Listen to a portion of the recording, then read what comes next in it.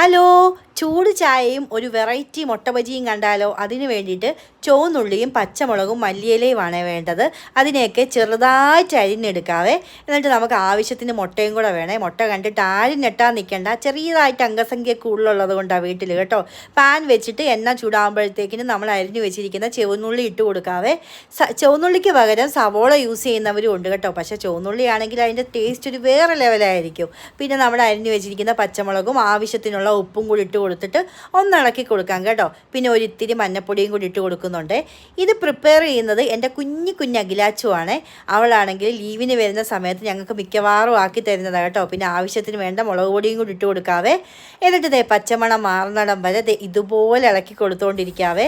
പിന്നെ നമുക്ക് ഒരിത്തിരി കുരുമുളകിൻ്റെ പൊടിയും കൂടി ഇട്ട് കൊടുക്കാം അതിലോട്ട്.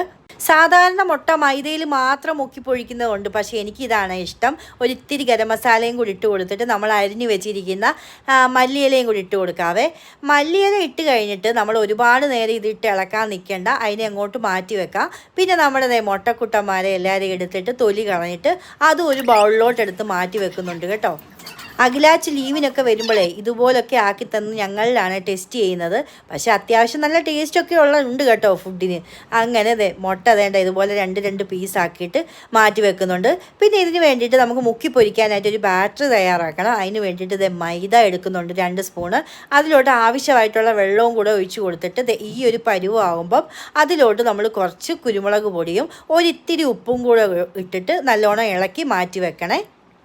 അഖിലാച്ചു ആക്കുന്ന ഈ ഡിഷ് ഞങ്ങളുടെ വീട്ടിൽ എല്ലാവർക്കും ഭയങ്കര ഇഷ്ടമാണ് കേട്ടോ. പ്രത്യേകിച്ച് ഞങ്ങളുടെ അത്തായിക്ക് ഭയങ്കര ഇഷ്ടമാണ് ഇത്. എന്നിട്ട് തന്നെ നമ്മുടെ മുട്ടയിലോട്ട് കുറച്ച് ഫില്ലിങ്സും വെച്ചിട്ട് മാവിലോട്ട് മുക്കിയിട്ട് ഇതുപോലെ എല്ലാം ചെയ്ത് പൊരിച്ചെടുക്കാം നമുക്ക് കേട്ടോ. ഇതിപ്പോൾ ഞങ്ങൾ വീട്ടിലോട്ട് ചെല്ലുന്നെന്ന് കണ്ടുകൊണ്ട് അഖിലാച്ചുവിനെ കൊണ്ട് അത്ത പറഞ്ഞാക്കിപ്പിച്ച മുട്ട ബജിയാക്ക് ഞങ്ങൾ വരുന്നുണ്ട് അവർക്ക് കൊടുക്കാവുന്ന. ആ സമയം കൊണ്ട് വേണ്ട ചൂട് ചായ അങ്ങോട്ട് തിളച്ച് പൊങ്ങാൻ തുടങ്ങിയേ.